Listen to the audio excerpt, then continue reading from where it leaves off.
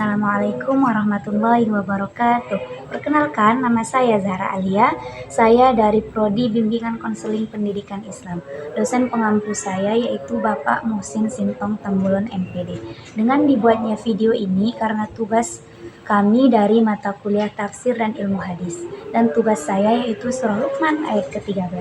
Sebelumnya, apakah kaitan surah Luqman ayat 13 dengan ilmu tafsir dan ilmu hadis? Surah Luqman itu berkaitan dengan dinukil dari tafsir ilmu katsir dan Al-Quran Kementerian Agama. Untuk surah Luqman ayat 13 ini menekankan untuk kita semua manusia tentang larangan mempersekutukan Allah Subhanahu wa Ta'ala. Sebab perilaku ini disebut sebagai bentuk kezaliman yang sangat besar. Bacaan surah Luqman ayat 13 beserta artinya yaitu A'udzu billahi minasyaitonir rajim. Bismillahirrahmanirrahim. Wa idz qala Luqmanu libnihi wa huwa ya'izuhu ya bunayya la tusyrik billah innasyirka lazulmun 'azim. Yang artinya, janganlah engkau mempersekutukan Allah, karena sesungguhnya mempersekutukan Allah itu adalah benar-benar kezaliman yang sangat besar. Dan surah Luqman ini terdapat dalam surah ke-31 dalam Al-Quran. Surah Luqman ayat 13 ini juga menegaskan tentang tauhid agar kita manusia mengesahkan Allah Subhanahu wa Ta'ala dan tidak mempersekutukannya dengan makhluk apapun.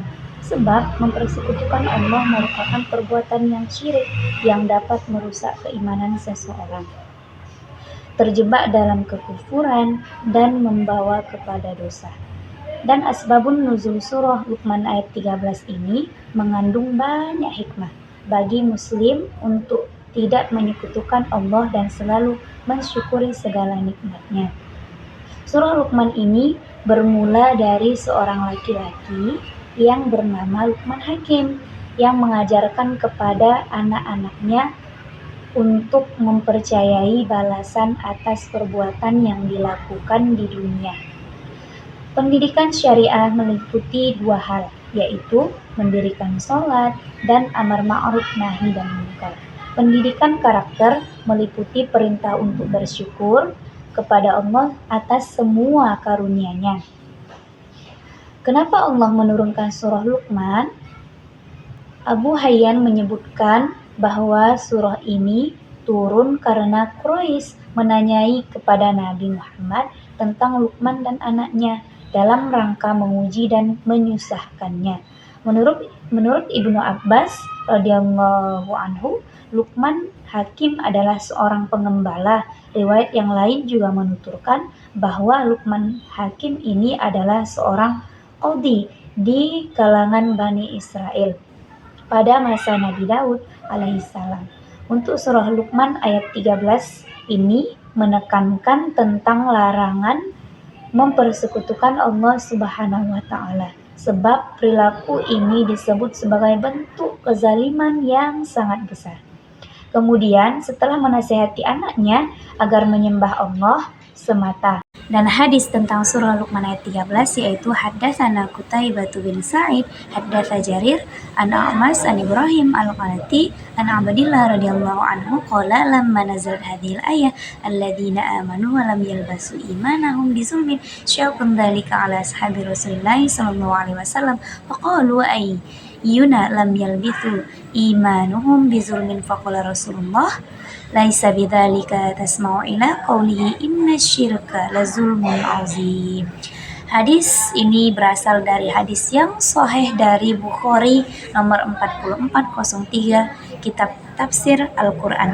Diwajibkan untuk tetap bertanya tentang kebenaran yang telah diceritakan kepada kami, yaitu Qutaibah bin Sa'id yang telah menceritakan kepada kami dari Jarir dan Al-Amashi dan dari Ibrahim, dari Qamah dan dari Abdullah radhiyallahu anhu, dan dia berkata, tatkala turun ayat orang-orang yang beriman dan tidak mencampur adukan iman mereka dengan kezaliman, surah Al-An'am ayat 82. Maka hal itu terasa berat bagi para sahabat Rasulullah SAW. Mereka berkata, Siapakah di antara kami yang tidak pernah mencampur keimanannya dengan kezaliman? Kata sahabat Nabi. Lalu Rasulullah pun bersabda, bukan itu maksudnya, kata Rasulullah. Bukankah kalian pernah mendengar perkataan Luqman kepada anaknya? Sesungguhnya kesyirikan itu adalah kezaliman yang sangat besar. Surah Luqman ayat yang ke-13. Dan timbul pertanyaan, mengapa Luqman itu sangat dimuliakan oleh Allah Subhanahu wa taala? Berdasarkan penjelasan di atas tadi, meskipun Luqman itu bukan seorang nabi, tapi Luqman diabadikan dalam Al-Qur'an yang sangat mulia karena memiliki nasihat yang sangat baik dan bijaksana.